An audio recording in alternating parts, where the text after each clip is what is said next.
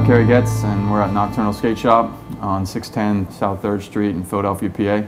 When I moved to Philly in 99, 2000, there was one shop that was here, but it was run by a guy that I really didn't get along with. I don't know, he just didn't care about skating as much as I did. You know, there was times when I'd go in the shop and they were like, "Why are you in the shop? Like, you don't ride for the shop. Like, why are you using our tools and stuff like that?" And I was like, "Are you serious? Like, you're the only shop right now in Philadelphia and you're giving me a hard time for coming in to use tools?" I was like, you know what? Philly needs like a shop that kids can kind of go in, get a nice, comfortable atmosphere, watch videos and stuff like that. When I first opened Nocturnal, like, it was hard for me to even get accounts because of the other skate shop, you know, and I rode for some of these companies. Like, I had to wait a year before I could even get these accounts, and I rode for them. Once we got everything that I wanted and the X Games came to the city and I was doing well in the contest, that really helped Nocturnal. It was all over TV and I was doing really good in the contest, so that was helping as well. So I had a lot of foot traffic from the X Games, and then the word just got spread about the shop. Business was real good for about maybe the first 7 years, and then my partner at the time left.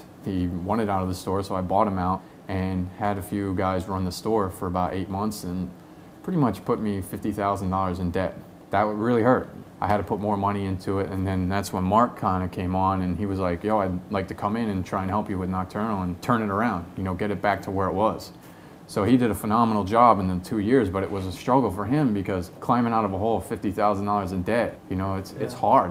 This is Mark Brandstetter, this is my partner here at Nocturnal Skate Shop. There's a huge skate scene here, but there's nowhere for the kids to go. Nobody was doing anything at the time, so I came in and just started blocking streets off, throwing like skate jams a couple of summer. Really just start doing more for the kids. I mean, for one, that's our business, but also that's just the future of skateboarding right there. Like, you gotta take care of them young and show them what's right so they keep skating forever, you know? Mm-hmm.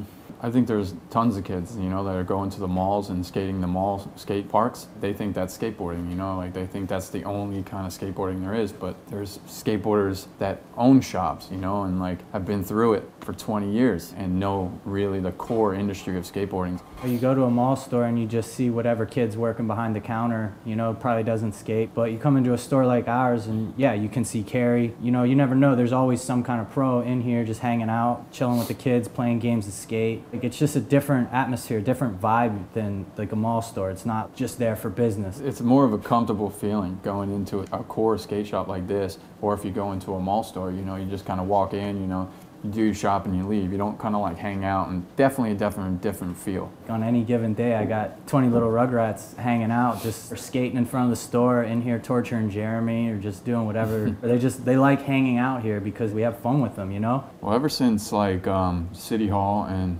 Love Park has kind of been shut down and they banned skateboarding in Philly, I felt it's such a beating on my skating. Mark comes to me and he's like, "Hey, I think I found a warehouse pretty cheap and we can split it between 7 of us." I was like, that's what I need. I need somewhere to be able to go skate. It's been about 2 months now, and I just put some money in and built my own ledges, my own ramps, and painted the walls, painted the floor, and turned this like crappy warehouse into an indoor park for us. You know, somewhere where we can go and skate.